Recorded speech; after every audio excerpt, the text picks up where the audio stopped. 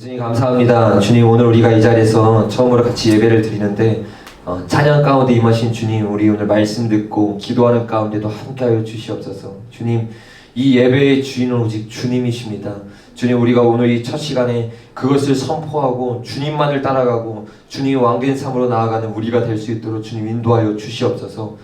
그렇게 일하실 주님을 기대합니다. 예수님의 이름으로 기도드렸습니다. 아멘. 우리 옆에 사람이랑 한번 인사해 볼까요? 예배의 주인은 주님이십니다. 아멘. 다시 반대 사람이랑 정말로 오늘 예배의 주인은 주님이십니다. 아멘. 네. 오늘 찬양 여기서 우리 첫 예배 드리잖아요. 첫 예배 드리고 같이 예배 드리는데 역시 너무나 신실하신 주님은 우리가 찬양하고 온 마음을 다해서 주님을 경배하는 어느 자리에나 임하십니다. 그래서 그 주님의 임재에 너무 감사하면서 찬양을 드렸는데 찬양을 드리면서 한 가지 이런 고백이 올라왔어요. 어떤 고백이냐면 주님이 이 자리의 주인이 되어주세요. 주님이 우리 찬양의 주인이 되시고 인도자가 되어주세요. 주님이 말씀을 전하는 자에게 인도자가 되어주시고 기도하는 모든 사람의 기도를 인도하는 인도자가 되어주세요. 여러분, 우리에게 가장 필요한 게 뭔지 아세요? 바로 우리를 인도하신 성령이 있는 거예요. 예배의 성공은요, 거기에 달려있는 거예요. 예수님이 인도하는 예배만이 성공할 수 있는 예배가 됩니다. 예수님께서 이 땅에 내려오셔서 제자들에게 뭐라고 가르쳤습니까? 너희가 하나님을 보길 원하느냐? 나를 통해서 하나님을 보지 아니하고는 하나님을 볼 수 없다고 했어요. 예수님을 통해서만 우리는 하나님께로 나아갈 수 있고 예배에 성공할 수 있습니다. 오늘 우리가 여기서 첫 예배 드리는데 이 예배의 성공은 어떤 음향 장비에 달려있는 게 아니에요. 뭔가 음향 장비가 엄청 많아졌죠? 그런데 이런 게 예배의 임재를 좌우하는 게 아니라는 거예요. 예배의 임재는 무엇이 좌우하느냐? 우리가 주님을 바라보느냐 바라보지 않느냐, 이것이 좌우하게 된다는 것이에요. 그래서 우리가 여기서 첫 예배를 드릴 때 어떤 마음으로 드려야 됩니까? 우리가 집에서 예배 드릴 때와 마찬가지로 주님께만 집중하는 마음이 우리 마음 가운데 있어야 되는 거예요. 지금 이 마음부터 다시 한번 예수님께 집중해야 되는 거예요. 예수님, 내가 바뀌는 상황에 내 마음이 요동하는 것이 아니라 주님이 내 삶의 주인이 되길 원합니다. 주인이 이 장소의 주인이 되길 원합니다. 그런 사람은 어떻게 됩니까? 어떻게 이 예배를 인도해야 될지 두려워하지 않아요. 조급해하지 않아요. 왜? 예배의 주인은 내가 아니라 성령님이니까, 하나님이니까 그 하나님을 따라가게 되는 거예요. 그래서 다윗을 보세요. 다윗은 늘 자신의 삶의 모든 부분의 주인이 하나님이고 예수님이고 주인이 왕이 됐으니까 다급해하지 않아요. 우리가 나눴던 것처럼 다윗이 전쟁 가운데 있을 때도 마음이 다급하지 않고 주님을 따라가는 거예요. 우리의 예배가 그렇게 돼야 됩니다. 아셨죠? 그래서 오늘 말씀을 듣는 가운데 끝나고 기도하고 다시 찬양하는 가운데 예수님만 찾으세요. 예수님만 구하세요. 그럼 여러분의 마음 가운데 주님이 임하시는 걸 경험하게 될 것입니다. 그 생명이 임하는 것이 경험하게 될 것입니다. 저는 제 부르심 중에 하나가 이거라고 생각해요. 예배를 예배되게 만드는 것, 교회를 교회되게 만드는 것. 첫 시간인데 잘 들리세요? 네네. 이게 저의 부르심 중에 하나로 생각하는데 너무나 안타까운 게 뭐냐면 오늘날 수많은 예배와 수많은 교회가 예배가 죽어있다는 거예요. 본질을 잊어버린 거예요. 본질이 예수님인데 이 예수님을 놓치고 다른 것을 채우기 시작해요. 사람들은 거기에 현혹돼요. 교회를 찾을 때 사람들이 뭘 찾습니까? 오늘날의 사람들은 이게 아닌 것 같은데 진짜 그래요. 편안한 주차장에 있는 교회, 진짜 그래요. 청년들이 많은 교회, 아무리 신앙생활하기 좋아도 청년이 없고 뭔가 주차할 게 불편하고 내가 뭔가 예배드리기 불편하면 가지 않습니다. 예배 드리는 기준이 뭐냐는 거예요. 하나님을 찾는 기준이 뭐냐는 거예요. 교회가 교회됨을 회복할 때 어떤 일이 일어나느냐? 장소의 문제가 아니라 예수님이 그 자리에 있느냐 없느냐로 교회를 정하게 된다는 것이에요. 우리가 교회를 선택하는 기준이 그렇게 돼야 됩니다. 우리가 교회를 만드는 기준이 그렇게 돼야 된다는 것이에요. 우리가 여기서부터 다시 예배를 쌓아갑니다. 여기서 다시 예배됨을 주님 앞에 구하면서, 그리고 일요일날 예배는 비공개로 드리지만 월요일날 예배는 이제 공개적으로 드릴 거예요. 근데 그 예배를 드릴 때 그 예배를 어떻게 쌓아가느냐? 사람들이 많이 오고 적게 오는 것이 우리의 간신사면, 사람들이 조금 오면 우리 예배 하나님 임하시지 않나 봐. 사람들이 많이 오면 우리 예배 주님이 임하시나 봐. 그게 기준이 아니라는 거예요. 이런 착각 가운데 빠져 있으면 예배 오는 순간부터 김이 빠지기 시작합니다. 여러분, 제 인생에 있어서 가장 큰 위기를 느낄 때는 사람들이 적게 모일 때가 아닙니다. 내가 예수님을 놓칠 때, 내가 예수님을 바라보던 초점을 놓칠 때인 겁니다. 사람들이 아무리 많이 알아줘도 내가 예수님을 놓치면 심판대에서는 하나님이 나를 모른다고 하는 거예요. 수많은 사람들이 나를 알아줘도 하나님이 모르는 사람이 될 수 있다는 것이, 여러분, 이것이 얼마나 위기인 것입니까? 근데 사람들은 착각해요. 세상에서 나를 알아주는 것이 나라고 생각합니다. 그것은 내가 아니에요. 저는 이것을 느끼고 정말 주님 앞에 큰 위기를 느꼈어요. 내 마음 가운데 교만이 스물스물 올라오는구나. 교만이 올라온다는 것은 무슨 말입니까? 간단해요. 예수님을 놓쳤다는 거예요. 예수님을 바라보고 있는 초점이 있다면 교만함이 올라올 수 없습니다. 왜? 겸손은 나를 알고 주님을 아는 거니까. 내가 주님을 바라보는 초점을 놓쳤기 때문에 그런 교만함이 틈틀 때 그것을 받아들이게 되는 거예요. 여러분, 이거는요, 어떠한 교회의 그 바운더리가 쌓여도 무너지게 되어 있는 거예요. 그래서 제가 10일 동안 한국에 있으면서 딱 한 가지 주제가 떠올랐어요. 예전에 어떤 그 단체에서 수련했던 주제인데 그 주제가 이런 거예요. Back to the basic. 뭡니까? 기본으로 돌아가라. 기본으로 돌아가라. 10일 동안 제 마음 가운데 계속 있었던 문구가 이거예요. 결국은 본질로 돌아가는 거예요. 여러분, 공산주의와 싸우는 거 너무나 중요합니다. 왜? 공산주의가 크면 교회를 무너뜨리니까, 마음껏 예배를 드릴 수 없으니까 우리는 목숨을 걸고 공산주의와 싸워야 합니다. 그러나 그것보다 더 중요한 것이 있어요. 그게 무엇입니까? 공산주의와 싸워서 이기면 뭐 할 건데? 우리가 왜 싸우고 있었는지 목적을 분명히 해야 된다는 거예요. 내가 공산주의에 목숨을 걸고 싸웠던 이유가 뭐냐? 하나님 때문이라는 거예요. 마음껏 예배드리고 더 깊은 예배로 들어가기 위해서 그 체제와 목숨을 걸고 싸우는 거예요. 그 괴물과 싸우는 겁니다. 그런데 우리가 그 괴물과 싸우다 보니까 때로는 괴물이 되어 있어요.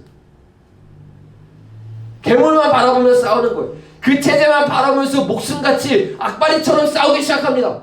다 이기고 났는데 내가 괴물이 되어 있는 거예요. 그럼 우리는 목적을 잃은 거예요.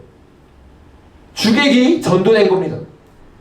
공산주의와 싸워 이겨 마음껏 예배 드릴 수 있는, 마음껏 주님의 찾는 예배자를 만들기 위해 싸웠는데 싸우면서 내가 예배하기를 잊어버리는 거예요. 목숨 걸고 나아가면서 내가 하나님 바라보기를 놓치는 겁니다. 이것은 본질을 놓치는 거예요. 싸우지 말라는 것이 아닙니다. 목숨 걸고 싸워야지만 동시에 우리 가운데 회복되어야 될 것은 무엇이냐? 교회가 교회됨을 잃어버리면 안 된다는 거예요. 예배의 예배됨을 잃어버리면 안 된다는 거예요. 내 속에 다시 한번 그 기본 중에 기본이 회복되어야 된다는 거예요. 여러분, 이것이 얼마나 기본되는 메시지입니까? 교회가 교회되는 거, 예배가 예배되는 거, 초신자한테나 말해야 될 것 같은 거예요. 그러나 너무나 안타깝게도 이것은 수많은 그리스도인이 놓치고 있는 것이고 저 또한 놓칠 뻔한 것인 것입니다.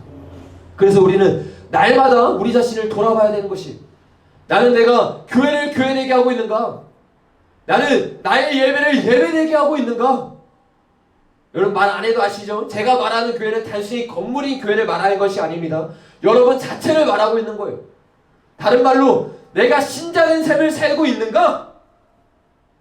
내가 정말로 주님을 찾는 예배자의 삶을 살고 있는가? 이것을 돌아봐야 된다는 것이. 그래서 제가 호주에 돌아오면서 이것에 대해서 다시 한번 나누고 다시 한번 우리의 삶을 점검해야 된다는 것을 느꼈어요. 타이밍이 너무 좋습니다. 딱 장소도 옮겼어요. 우리가 그래서 예배를 다시 세워갑니다.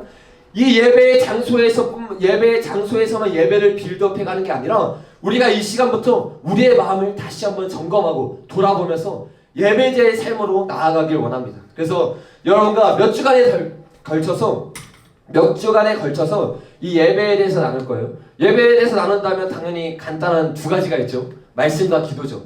기도에 대해서는 기도회 때 나누면서 같이 기도할 것이고, 오늘은 말씀에 대해서 여러분과 함께 같이 나누면서 은혜를 나누고 같이 주님 앞에 기도하면서 나아가길 원하겠습니다. 첫 번째로 한번 따라해 보겠습니다. 솔라 스크립툴라.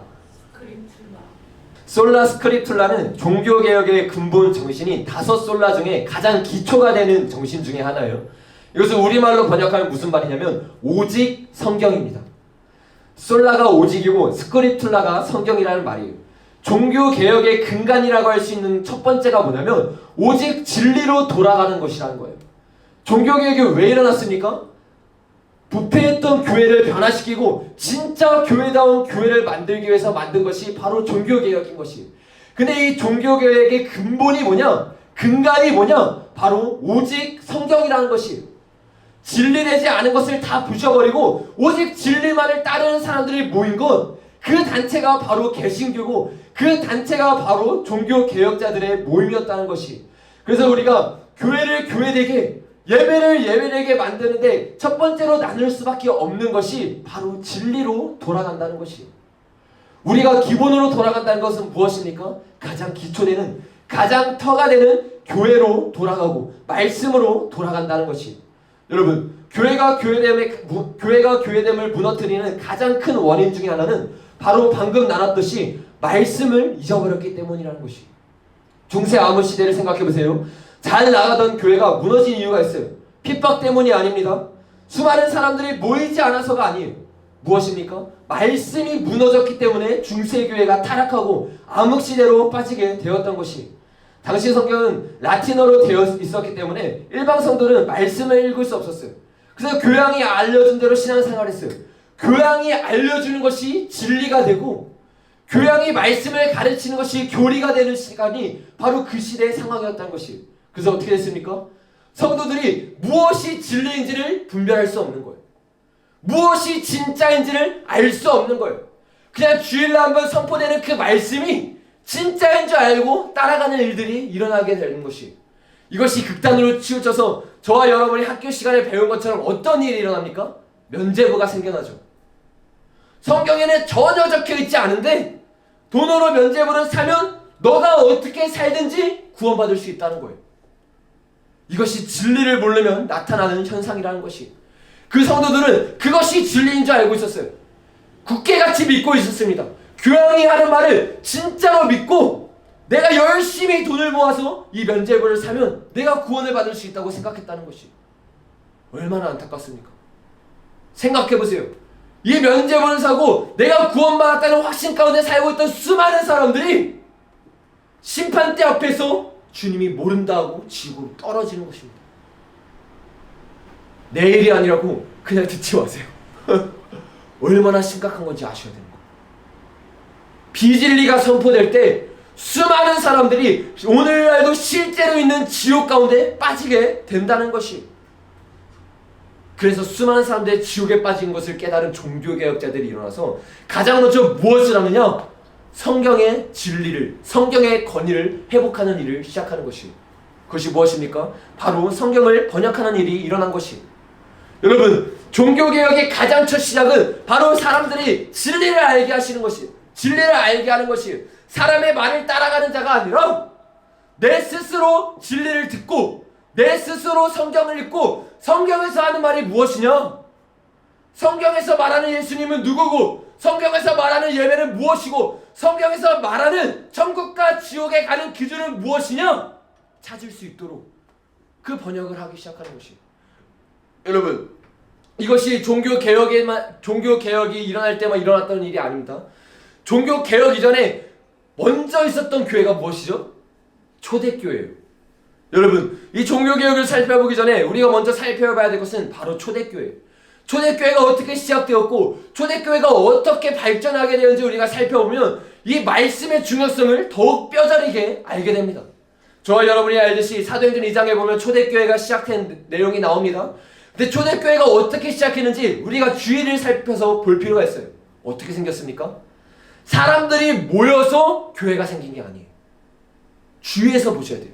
물론 사람들이 모였습니다. 근데 사람들이 모이고 무엇이 있었느냐? 베드로의 말씀 선포가 있었어요. 교회가 첫 번째로 생기는 기준이 뭐냐? 사람들이 모이는 게 아니라 말씀이 선포됨이 있어야 된다는 거예요. 타협하지 않은 진리가 그 자리에 외쳐져야 교회가 교회됨이 일어날 수 있다는 것입니다.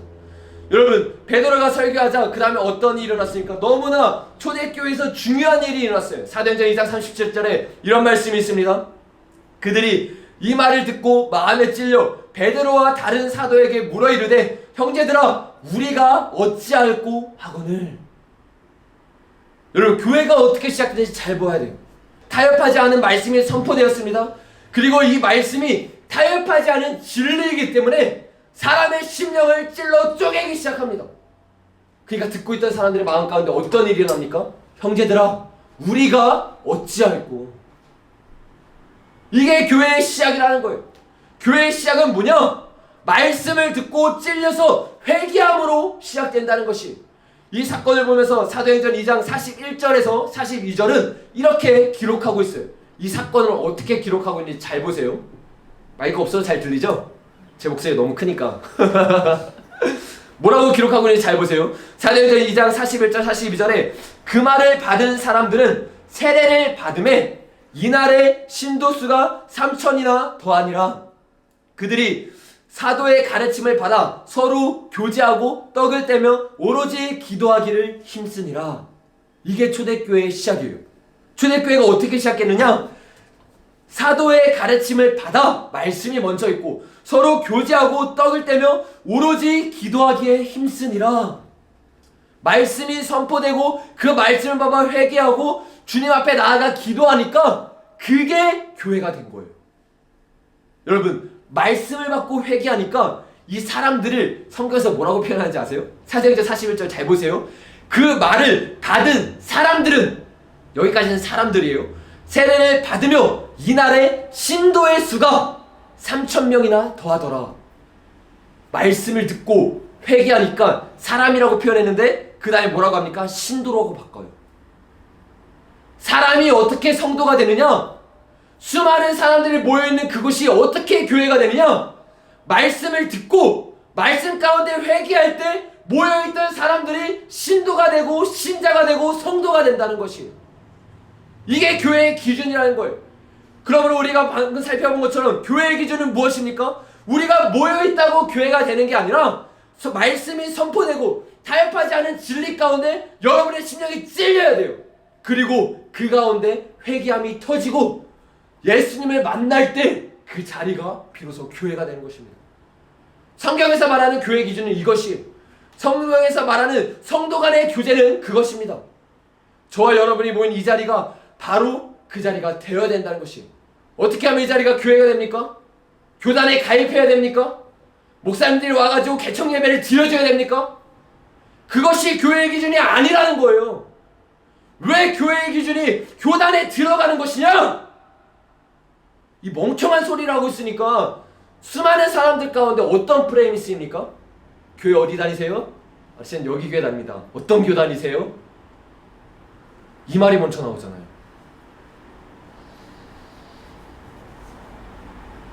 이게 한국교회를 죽이고 있는 거예요. 지금 교단 자체가 썩어 문드러져 있고 교단 자체가 잘못된 교리를 해서 마치 로마 카톨릭 같은 일이 일어나고 있는데 이 교단에 안 들어있고 교단 안에 있으면 교회가 아니라는 거예요. 그래서 저는 그런 교회 안 세울 거예요. 호주 땅에 있을 때 교회를 개척할 마음도 없지만 한국에 가서도 저는 그런 교회 안 세울 거예요. 진짜로 성경에서 말하는 교회를 세울 겁니다. 진짜 진리 위에 선 교회를 세울 겁니다. 성도들이 모이는 교회, 세상 사람들이 인정해주는 교회가 아니라 진짜로 성도들이 모여서 예배를 드리고 예배된 예배를 드리는 그런 교회를 만드는 것이 제 부르심 중에, 제 꿈 중에 하나라는 것이에요. 여러분, 저와 여러분이 살펴본 것처럼 교회의 시작은 말씀과 회개로 시작된다고 말했어요. 그래서 매 예배의 시작 때마다, 그리고 우리가 예배를 드리면 예배를 세팅해 가운데 가장 중요한 것은 회개가 있어야 돼요. 이 회개는 단순히 내가 어떻게 살았고 못 살았고 이런 회개를 말하는 게 아니에요. 성령님의 만남으로 말미암아 내 근본 자체가 죄인됨을 깨달아지는 거예요. 주님 앞에서 회개가 일어나야 되는 거예요. 이 회개가 일어나지 않으면 그냥 율법적인 회개하게 되는 거예요. 그냥 입에 발린 회개 되게 되는 거예요. 자발적인 회개가 터져나와야 돼요. 이 회개는 어떻게 터집니까? 성령님이 임할 때, 말씀 가운데 진리의 성령님이 함께해서 여러분의 심령을 찔릴 때 임하게 되는 것입니다. 그러므로 오늘 말씀을 계속 듣는 가운데 여러분이 기도하면서 말씀을 들어야 되는 거예요. 주님, 오늘 말씀의 주제가 교회가 교회됨인데, 예배가 예배됨이고 내가 그걸 원하는데 내가 그렇게 되기 위해서는 말씀에 찔려야 됩니다. 성령님, 은혜를 부어주십시오. 내 힘으로 할 수 없습니다. 여러분 아시잖아요. 여러분의 마음이 얼마나 완악한 거. 사람 마음은요 진짜 완악해요. 아무리 막 마음 좋고 신앙생활 잘하는 사람 같잖아요. 다 거짓말이에요. 얼마나 마음이 완악한지 사람들은, 어떤 사람은 사람이 완악하지 않고 어떤 사람은 마음이 좋고, 이게 아니에요. 이걸 아셔야 돼요. 그래야 깨질 수 있어요. 사람은 근본 자체가 완악한 사람들이에요. 이걸 알고 처절하게 주님 앞에 엎드려야 깨질 수 있는 겁니다. 그렇게 주님 앞에 은혜를 구하면서 이 말씀을 끝까지 들으시길 바랍니다. 여러분, 한국 사역자 중에서 지금까지 가장 존경을 받는 사랑의 원자탄 손양원 목사님이라는 분이 계세요. 이 손양원 목사님이 회개의 중요성에 대한 시를 썼는데, 제가 이 설교 시간에 여러 번 이 시를 준비해서 여러분에게 말해줬는데, 저는 이 시를 읽을 때마다 제 한 문장 한 문장이 제 마음을 후벼 파요. 그래서 여러분들 이 시 다시 한번 잘 들으면서 여러분의 마음이 새기길 바랍니다. 회개의 중요성이 얼마나 중요한지. 송양원 목사님이 사역을 다 하고 나서 마지막에 이렇게 말하는 거예요. 회개의 눈물은 성령의 담비고요, 자매의 한숨은 성령의 불바람이고요, 중생의 기도는 성령의 역사랄까요? 회개하라 천국이 가까우니라는 세례 요한의 강야의 첫 소리고요, 우리 주 예수의 시험 첫 말씀이고요, 거듭난 베드로의 불붙는 첫 설교랍니다. 회개 없는 믿음은 가증한 심령이고요, 회개 안 한 소망은 무너진 바벨탑이고요, 회개 못한 사랑은 제가 속는 외식이랍니다. 뭐라고 하고 있습니까? 회개 안 한 사랑은 사랑이 아니라는 거예요. 회개 안 한 믿음, 소망은 다 가짜라는 거예요. 또 뭐라고 말합니까? 회개 없는 천국 건설은 지옥 탈 쓴 낙원이고요, 회개 안 한 목자떼들은 양의 탈을 쓴 이레떼고요, 회개 안 한 양의 무리는 교회 탈을 쓴 로마 변정입니다. 교회에 아무리 사람들이 많이 모여가지고 우리는 교회에 있으니까 양이야 이렇게 말해도 회개하지 않은 양은 양의 탈을 쓴 로마 병정이라는 거예요. 로마 병정이 무엇입니까? 예수님의 채찍으로 때린 사람이라는 거예요. 이게 회개 안 하고 자리에 앉아 있는 사람이라는 거예요. 회개 없는 신학교는 이단학설 제도수고요, 회개 안 한 신학박사는 막이나라 오열분자들이고요, 회개 못한 신학생들은 무신론 출발이랍니다. 너무나 중요한 말이에요. 왜 오늘날 신학교가 무너지고 있는가? 신학교 나와서 뜨거운 열정을 가지고 교회를 사역하는 사람들이 되지 않고, 왜 신학교를 나온 전도사 목사가 사람들을 지우고 이끄는 사람들이 되었는가? 회개하지 않고 신학교 가서 그렇습니다. 회개하지 않고 학문을 배워서 그래요. 하나님을 만나지 않고 학문으로 성경을 접하니까 자유주의 신학자가 되는 거예요. 왜 하나님을 만난다고 하고 신학교를 갔는데 자유주의 신학자가 되는가? 하나님을 배척하는 신앙을 마음껏 외치고 있는가? 다른 데 이유가 있는 것이 아니라는 거예요. 어디에 이유가 있습니까? 하나님을 만나지 않고 신학교에 갔기 때문입니다. 신학교에 가는 것만 그러겠어요? 회개하지 않고 10년, 20년 목회합니다. 그럼 어떻게 됩니까? 뛰어난 장로 되고 집사 돼요. 여러분 안 그럴 것 같으세요? 여러분 나중에 다 그렇게 됩니다. 사람들이 인정하는 사람 될 거예요. 여러분 나중에 되면요, 제가 장담하는데 여러분만의 프라이버시가 생겨요. 아, 나는 이런 교회에서 몇십 년 동안 있었어. 나는 타협하지 않은 진리의 말씀을 듣던 사람이야. 여러분 아셔야 돼요. 이거 교만이에요. 이게 신앙의 프라이버시가 되고 이것이 나를 회개 못한 사람으로 만들어버리는 거예요. 회개는요, 한 번 하고 끝나는 게 아니라 연속적으로 이어져야 합니다. 근데 이 회개가 왜 안 이어지는지 아세요? 내 신앙적인 교만함이 있기 때문에 그래요. 아, 나는 여태까지 이렇게 신앙생활했어. 이게 오늘 깨지지 않으면 여러분 첫 출발부터 잘못된 겁니다. 그래서 제가 왜 이 첫 예배 시간에 이것을 강력하게 외치느냐? 우리의 예배가 가짜가 되고 싶지 않은 거예요. 우리의 예배가 진짜 성도들의 모임이 되고 싶은 거예요. 회개하는 교회가 아니라 회개한 교회가 되어서 정말로 주님 앞에 무릎 꿇고 엎드린 예배가 되기를 원한다는 것이. 동양호 쌤은 또 이렇게 말했어요. 회개 없는 교회 설립은, 교회 설립도 나오네요. 회개 없는 교회 설립은 마귀 때 양성소고요. 첫 예배 드려도 소용없다는 거예요. 우리가 회개하지 않으면 여기는 마귀 때 양성소가 된다는 거예요. 회개 안 한 주일 예배는 마귀 약의 살찌고요. 회개 못한 조직 행정은 마귀 장난 역사랍니다. 회개하라 천국이 가까우니라 한국교회요. 세례 요한은 옛날 사람이고요. 사도 베드로는 죽은 지 오래되었건만 예수 그리스도는 지금도 살아계시니 그 음성이 고요히 들릴 터인데 내 어찌 눈을 감고 길을 막고 입만 여느냐. 믿음이라구만. 글쎄 회개 없는 믿음은 가증한 심령이라니까요. 소망이라구만. 글쎄 회개 안 한 소망은 무너진 바벨탑이라니까요. 사랑이라구만. 글쎄 회개하지 않은 사랑은 제가 속는 외식이라니까요. 회개하라 천국이 가까웠느라 한국교회 지도자들이여, 마귀 장난을 버려라. 마귀 약에서 깨어라. 양선소를 고쳐라. 무신론을 막아라. 오열분자 이단아서를 태워라. 교회 탈을 무너뜨려라. 양의 탈을 벗어라. 지옥 탈을 깨트려라.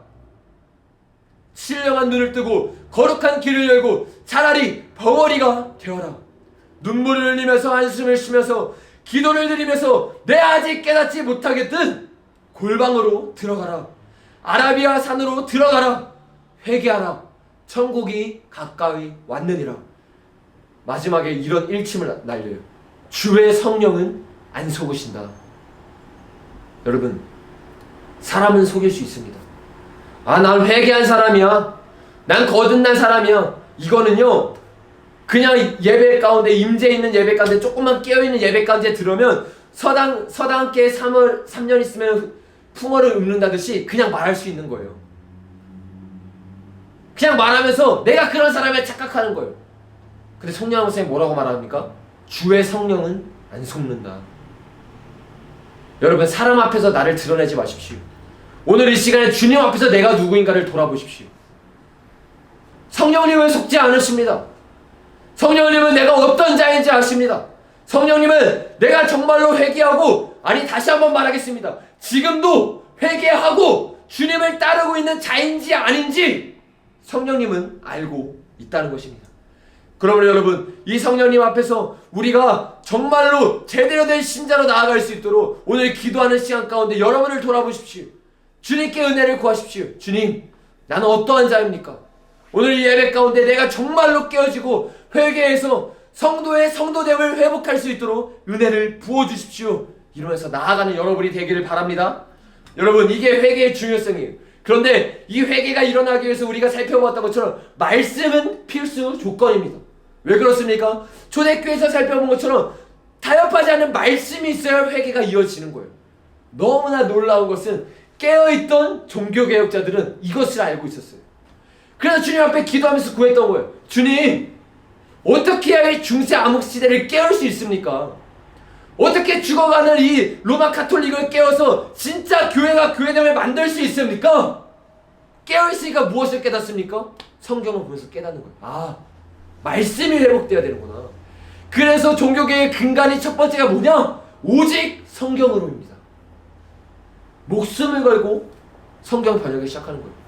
제가 잘 나눴던 존 위클리프도 그렇습니다. 목숨을 걸고 성경을 번역했어요. 존 위클리프뿐만 아니에요. 여러분, 마틴 루터 아시죠? 엄청 유명한 사람입니다. 루터도 마찬가지예요. 독일 내에 있는 사람들을 깨우기 위해서 뭘 했느냐? 성경을 번역하기 시작해요.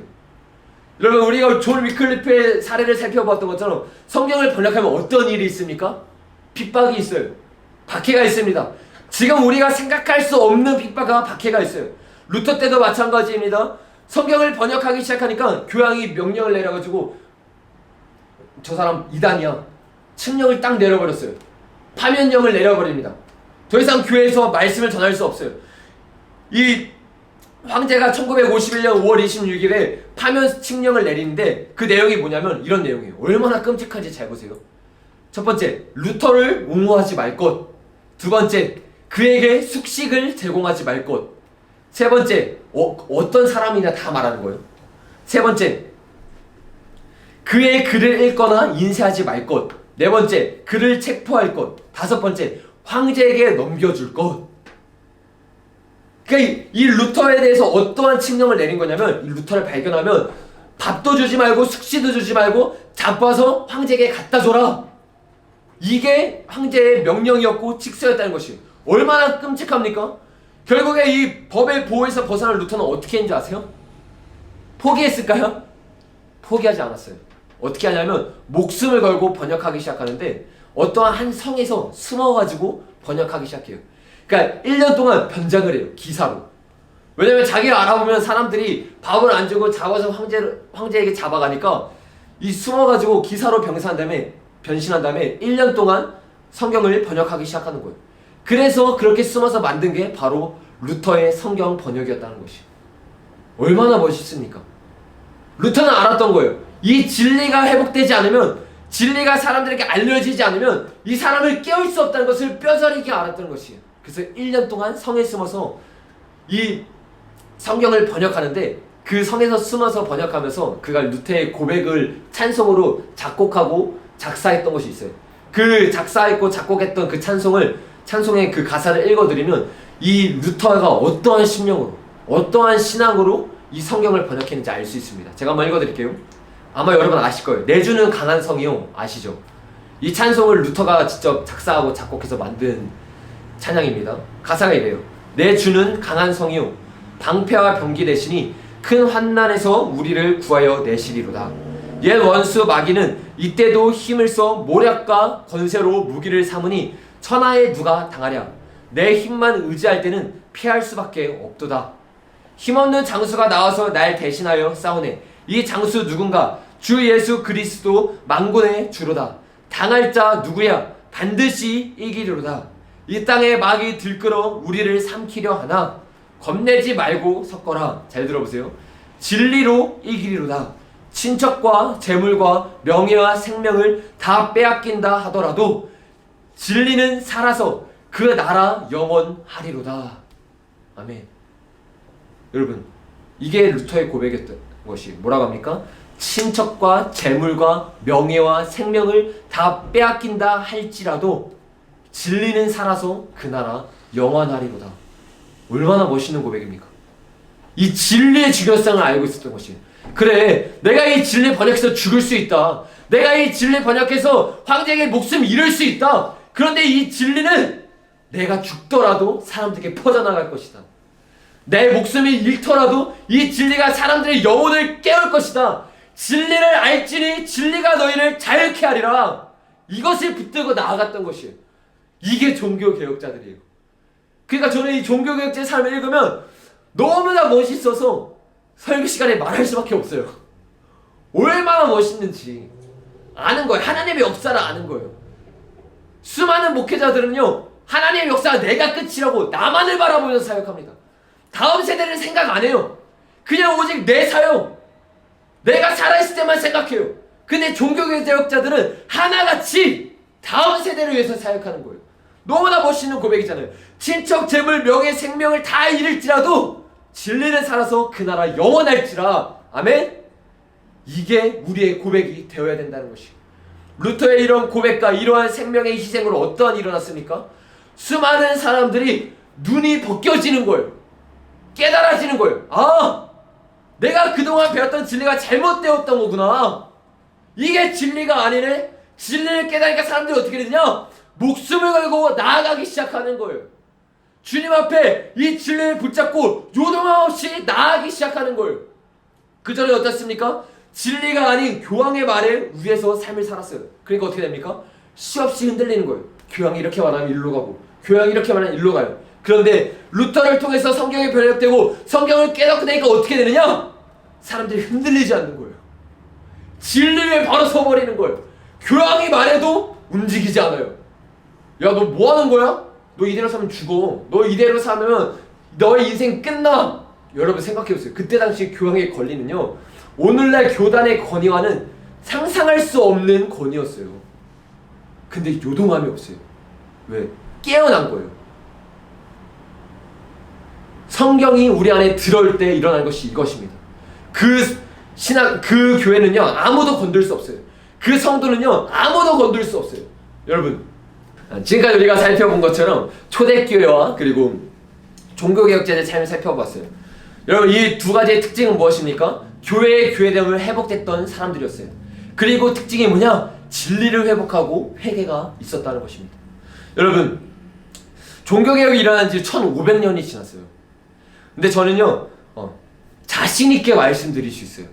1500년이 지난 지금의 한국교회는 다시 한번 종교개혁이 일어나야 합니다. 다시 한번 교회가 개혁돼야 돼요. 여러분, 이 종교개혁자들의 원래 영어의 의미가 뭔지 아십니까, 여러분? 프로테스탄트예요. 이거는 발음할 때마다 힘들어. 발음할 때마다 힘들어. 프로테스탄트. 이게 무슨 뜻인지 아세요? 이게 우리나라 말로 이제 번역해서 개신교라는 뜻이 있는데, 이거를 원래 원어를 번역하면 무슨 말이냐면 저항하다예요. 저항하다. 그러니까 개신교의 원래 뜻이 뭐냐면 진리로 시작했잖아요. 뭐를 저항하냐면 진리가 아닌 것으로부터 저항하여 생긴 게 개신교라는 단체예요. 우리는 진리만 따라가겠다. 중세 아모시 가운데 세워졌던 사람의 교명, 사람으로 세웠던 모든 교리들 내가 다 부수겠다. 우리는 이거 따라갈 수 없다. 진리를 알았는데 우리가 어떻게 이걸 따라갈 수 있느냐? 우리는 진리만 따라가다 죽겠다. 이게 저항하는 그리스도의 모습이고 개신교의 모습입니다. 그런데 개신교가 그 본래의 의미를 잊어버렸어요. 이 개신교의 뜻이 뭐라고요? 저항하다. 근데 목표가 뭐였다고요? 진리에 부합해서 진리에 대항하는 모든 것을 대적하여 나아간다. 목적이 분명하잖아요. 목적이 로마 카톨릭과 싸우는 게 아니었어요. 진리를 진리되게 하는 것이었어요. 그래서 이 싸움은 로마 카톨릭을 이기고 개신교가 자리를 잡았을 때 끝나는 게 아니라 그때부터 시작된 것입니다. 그때부터 다시 한번 재정립하고 제대로 된 진리로 치고 나아가야 되는데 교회가 로마 카톨릭의 길을 걷고 있는 거예요. 점점씩 세력이 생기기 시작합니다. 지금은 로마 카톨릭보다 더 커졌어요. 더 부가 생겼어요. 사람이 더 많아졌어요. 그러면서 로마 카톨릭 했던 일을 그대로 하고 있는 거예요. 교리를 만들어요. 사람의 계명을 만듭니다. 그대로 똑같이 일어나고 있는 것이에요. 그래서 어떻게 됐냐? 수많은 사람들이 로마 카톨릭 때처럼 면죄부가 없지만 한 번 믿으면 구원받는다는 더 큰 면죄부를 사람들에게 주어주기 시작하는 것이에요. 똑같지 않으세요? 여러분, 이 시기 가운데 반드시 종교개혁이 일어나야 하는 것이에요. 그래서 교회다운 교회가 일어나는 운동이 오늘날 시대 가운데는 일어나야 합니다. 저와 여러분은 그 시기에 딱 중간에 있는 거예요. 그래서 어쩔 수 없어요. 욕을 먹을 수밖에 없어요. 왜? 누군가를 해야 되는 거예요. 생각해보세요. 종교개혁자들 안 했잖아요? 지금의 교회 없어요. 지금 이 시대 가운데 누가 욕먹고 누가 이단자 안 돼서 누가 외치고 안 나가서 교회됨을 외치지 않잖아요? 그럼 쭉 가는 거예요. 쭉 간다는 말은 무슨 말인지 아세요? 중간은 없습니다. 더 깊어진 거예요. 더 암흑으로 가는 거예요. 그래서 우리는 이 시대에 태어난 거는 어쩔 수 없는 거예요. 여러분 아셔야 돼요. 주님 앞에 우리가 이 사명을 띠고 나아갈 줄을 믿습니다. 그래서 여러분은 신앙생활하면서 항상 결단을 하셔야 돼요. 내가 그 핍박받는 한 사람이 돼서 내 후대에 있는 사람은 정말로 교회가 교회된 예배를 드릴 수 있는 그 예배를 만들어야 됩니다. 우리는요, 로마 카톨릭이 했던, 초대교회가 했던 실수를 하면 안 돼요. 초대교회가 완벽한 교회지만 실수를 했어요. 그래서 로마 카톨릭이 생긴 거 아닙니까? 초대교회가 실수했고 오늘날의 교회도 실수를 했어요. 뭘 실수했습니까? 끝까지 치고 나가야 되는데 안주해버린 거. 저와 여러분은 그것을 해야 되는 거예요. 그래서 우리는 오늘 이 시간부터 말씀의 중요성에 대해서 말하고 말씀을 회복하면서 나아가는 것이에요. 오늘 이 시간에는 이 말씀이 얼마나 중요한지 구체적으로 나누기 전에 우리가 말씀을 들을 때 여태까지 어떠한 마음 상태로 듣고 있었는지 이거에 대해서 나누면서 우리의 마음 상태를 점검하고 바른 좋은 밭이 될 수 있도록 우리의 이 마음 상태를 점검하는 시간이 되기를 원합니다. 이 말씀 듣는 사람의 종류가 크게 세 가지가 있는데 세 가지 길게 안 나눕니다. 짧게 이 세 가지에 대해서 여러분과 한번 나눠보기로 원해요. 첫 번째는 어떤 사람이냐면 들을 귀와 보는 눈이 없는 사람들이에요. 이 사람들은요 정말로 불쌍한 사람들이에요. 아무리 진리가 선포되고 말씀을 읽어도 깨달을 수가 없습니다. 들을 수가 없어요. 진리가 선포돼도 그 진리를 통해서 회개할 수가 없습니다. 가장 중요한 게 뭔지 아세요? 들을 귀가 있고 보는 눈이 있는 것이에요. 그래서 예수님이 이 땅에서 설교를 처음 시작할 때 항상 하는 말이 있어요. 마태복음 4장 23절에 들을 게 있는 자들은 들으라. 또 마태복음 11장 15절에 들을 게 있는 자는 들을지라. 똑같이 말하고 있어요. 예수님이 매 설교 때마다 뭘 말하고 있느냐? 나는 진리를 선포할 건데 들을 사람만 들어라. 깨달을 수 있는 사람만 깨달으라는 거예요. 실제로 그러지 않았습니까? 예수님의 사역 가운데 허다한 무리들이 있었어요. 다 진리를 들었습니다. 그런데 진리를 들었는데 예수님의 설교 능력이 부족했습니까? 예수님의 성령으로 충만한 사람이 아니에요? 아니잖아요. 누구보다 뛰어난 설교자예요. 그런데 들을 사람만 예수님의 설교를 들을 수 있다는 거예요. 못 들을 사람은요, 누가 와서 설교해도 못 듣습니다. 그래서 우리는 은혜를 구해야 되는 거예요. 와, 내가 혹시 들을 게 없는 사람은 아닌가? 내가 보는 눈 없는 사람은 아닌가? 저와 여러분이 끝까지 듣고 보는 자가 돼야 돼요. 못 보면 어떻게 되냐? 내 자신을 볼 수가 없어요. 여러분이 요한계시록에서 뭐라고 하고 있습니까? 모든 7 교회에 성령이 편지를 보냈는데 뭐라고 했습니까? 귀 있는 자는 성령이 교회들에게 하시는 말씀을 들을지어다. 성령님의 말에도 들을 귀가 없으면 못 듣는다는 거예요. 못 들으면 어떻게 됩니까? 요한계시록에 말한 것처럼 자기가 눈 멀었는데도 눈 먼지 모르는 거예요. 자신이 헐벗었는데도 헐벗는지 모르는 거예요. 그러니까 교만해져서 회개할 수 없어요. 내 자신을 모르는데 어떻게 회개를 해? 내가 어떤지 모르는데 어떻게 부끄러워해? 부끄러워할 수 없어요. 회개할 수 없는 거예요. 여러분, 제가 예전에 여기 몇 분 들은 적 있을 거예요. 제 집에서 이 부끄러운 각오를 한번 얘기한 적이 있는데 제 한국 집에 이렇게 저희 집 앞에 전신 거울이 있어요.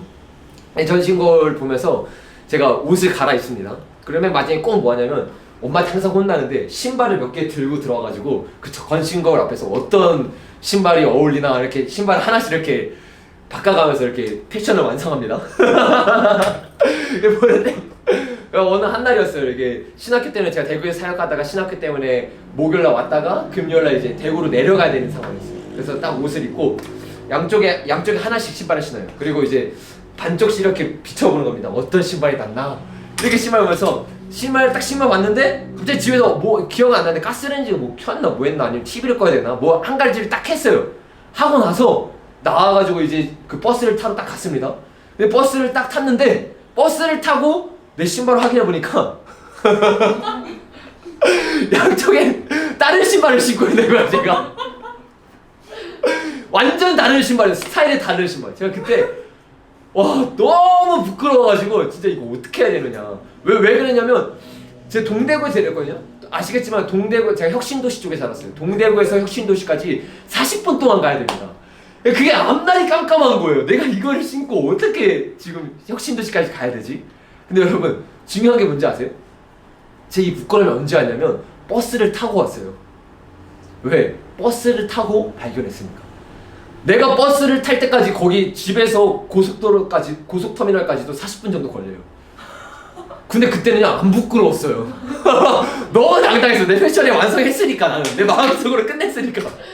당당하게 걷고 당당하게 있었죠. 왜? 내 자신을 못 봤기 때문에. 회개가 이와 같다는 거예요. 내가 지금 거꾸로 실고 있는데 내 실체를 발견하지 못하면 회개하고 싶은 마음이 안 드는 거예요. 왜? 나는 완벽하니까. 나는 회개할 사람이 아닌 거예요. 아니 말할 때는 입 빨린 소리 말고 내 속으로는 회개할 게 없잖아요. 이런 완악한 마음 때문에 우리가 주님 앞에 갈 수 없는 거예요. 이 사람들을 보고 성경에서 뭐라고 말했냐? 들을 귀와 볼 눈이 없는 사람들이라는 거예요. 여러분, 저와 여러분이 오늘 실체를 봐야 되는 거예요. 내가 신발을 거꾸로 신고 있구나. 내가 이렇게 부끄러움을 당할 사람인데 부끄러워하지 않고 있었구나. 이게 내 영적인 실상인데 보지 않고 있었구나. 그를 깨달아서 여러분 가운데 그런 상태에 있던 사람이 있다면 돌이키기를 바랍니다. 두 번째로 마음밭이 좋은 사람들이에요. 여러분 이 마음밭이 좋은 사람 대표적인 예가 누구입니까? 수많은 사람들 있잖아. 다윗은요 너무나 마음밭이 좋아요. 그래서 어떤 말씀을 듣더라도 그 말씀을 다 받아들입니다.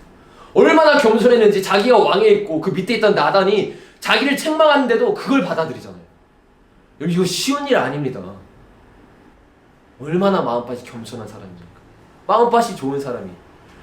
여러분 다윗이 마음밭이 얼마나 좋았는지 보여주는 예들이 있죠. 시편에서 그의 고백을 보세요. 시편 119편에 보면 그것이 너무나 많이 나옵니다. 대표적으로 제가 3개만 말해줄게요. 92절에 주의 법이 나의 즐거움이 되지 아니하였다면 내가 내 고난 중에 멸망하였으리다. 주의 법이 내 즐거움이래요. 또 97절에 내가 주의 법을 어찌 그리 사랑하는지요 내가 그것을 종일 작은 소리로 읊조리나이다. 103절에 주의 말씀의 맛이 내게 어찌 그리 단지요 내 입의 꿀보다 더 다나이다. 말씀을 너무나 사랑하는 거예요. 그 하루 종일 말씀을 붙잡고 말씀으로 내 자신을 비추는 거예요. 나는 어떤 사람인가? 그러면서 하나님께 더 가까이 나아가는 거예요. 주님을 더 사랑하게 되는 거예요. 주님과의 더 깊은 예배로 나아가게 되는 것입니다. 여러분 너무나 사모되지 않으세요? 이게 말씀을 사모하는 사람의 모습이라는 거예요. 이 사람은요 마음밭이 너무나 좋아가지고 어떤 말씀에도 다 찔리고 회개하고 은혜를 받습니다. 그런데 다윗이 이렇게 은혜를 받을 수 있었던 그 근본적인 원인을 다윗이 자신의 시에서 고백하는데 잘 보세요. 이게 핵심이에요. 시편 119편 130절에 모든 고백을 다 하고 130절에 이렇게 말해요. 주의 말씀을 열면 빛이 비치어 우둔한 사람을 깨닫게 하나이다. 어떻게 이 말씀 가운데 깨어지고 말씀이 마음밭이 고와졌느냐? 말씀을 열어 빛이 비춰졌대요. 빛이 비춰져야 되는 거예요. 하나님의 말씀이 내 심령을 녹여야 되는 거예요. 딱딱하게 굳어졌던 이 말씀이 성령의 단빛 가운데 다 녹아져 버리는 거예요. 이렇게 될 때 우리의 마음은 굳어졌던 마음이 다 녹아져서 좋은 마음밭이 될 수 있습니다. 그래서 이 거의 결론을 맺어가는데 결국엔 결론이 뭐냐? 주님의 은혜를 구해야 된다는 것이. 오늘 말씀을 듣고 기도할 때 여러분 처절하게 그 은혜를 구하십시오. 내가 지금 신발을 잘못 신고 있는 거 깨달았어. 그럼 이걸 부끄러워해서 구하시면 되고 이것을 못 깨달았어. 그런 사람은 내가 이것도 깨달을 수 없는 죄인입니다. 주님 이걸 깨달을 수 있는 은혜를 부어주십시오. 이렇게 주님 앞에 애타게 나아가야 된다는 거예요. 여러분 성경의 곳곳에서 다 읽지 않겠지만 에베소 1장 17절 18절 마태복음 11장 25절에서 27절에서 뭐라고 말하고 있냐면 계시를 통해서만 우리가 하나님을 만날 수 있다고요. 영광의 빛이 비춰야 되면 주님을 만날 수 있습니다. 그러면 여러분 앞으로 말씀을 읽거나 말씀을 들을 때 항상 성령님의 그 은혜를 구하면서 나아가는 저와 여러분이 되시기를 바랍니다. 마지막으로 한번 따라하겠습니다. 들을 귀와 볼 눈은 있었지만 마음이 무뎌진 자들. 아마 여기에 많은 사람들은 거기에 해당될 거예요. 저는 처음에 이 앞에 나눴던 2가지만 있는 줄 알았어요. 근데 주님이 최근에 조명해 주신 거 이것이었어요. 뭐냐면 들을 귀와 볼 눈이 있어서 회개하고 돌이킬 마음이 있었지만 마음이 무뎌져서 그것을 멈춘 사람들이 있어요. 치명적인 것입니다. 그 전에 있던 사람보다 더 무서운 죄인 거예요. 그 전에 있던 사람은 아직 깨닫지를 못했어요. 아직 회개를 못했어요. 그 사람은 회개할 수 있는 기회가 부어지면 자신의 추악한 모습을 보고 돌이킵니다. 근데 진짜 무서운 사람은 어떤 사람인지 아세요? 한번 회개를 했어. 어떤 것이 회개의 맛인 줄 알아. 어떤 것이 돌이키는 줄 알아. 근데 이것을 멈춰버린 사람들이 있어요. 진리를 듣고 진리의 중요성을 압니다. 이제 회개의 중요성을 알고 회개에 대해서 너무 많이 들었어요. 근데 문제가 뭐냐? 너무 많이 들어서 이제 이 말을 들어도 내 마음이 녹지 않는다는 거예요. 내가 이미 너무나 많이 들어서 알고 있는 말씀이야. 아, 이거 또 이 말씀이냐? 그래서 너무 중요하지. 너무나 우리를 깨우는 말씀이지. 이런 마음 상태를 듣고 있잖아요. 이 사람은요, 누구도 구원할 수 없는 사람이에요. 이걸 아셔야 돼요. 이게 뭔지 아세요? 교만이에요. 내가 이미 알고 있다고 생각하는 교만이에요. 내가 이미 섰다고 생각하는 교만이에요. 이 말씀 너무 많이 들어서 내가 은혜 받을 수 없다? 아니에요. 너무 많이 들었기 때문에 내 안에 교만이 가득 차서 들을 수 없는 겁니다. 이 교만이 깨지지 않으면, 그래서 이 말씀에 은혜 받지 못하면 내 인생은 희망이 없는 거예요. 오히려 내가 일찍 진리를 깨달은 것이 내게 덧칠해 버리는 거예요. 내게 함정이 되어 버리는 거예요. 여러분, 이 무서운 마음 상태에서 돌이켜야 되는 것이, 내 마음 상태가 만약에 이렇다면 주님 앞에 은혜를 구해야 되는 거예요. 주님, 내가 예전에 알고 내 마음이 주님 앞에 녹았었는데 이제는 이 진리를 너무 많이 들어서 처음 들었을 때처럼 그렇게 떨리지 않습니다.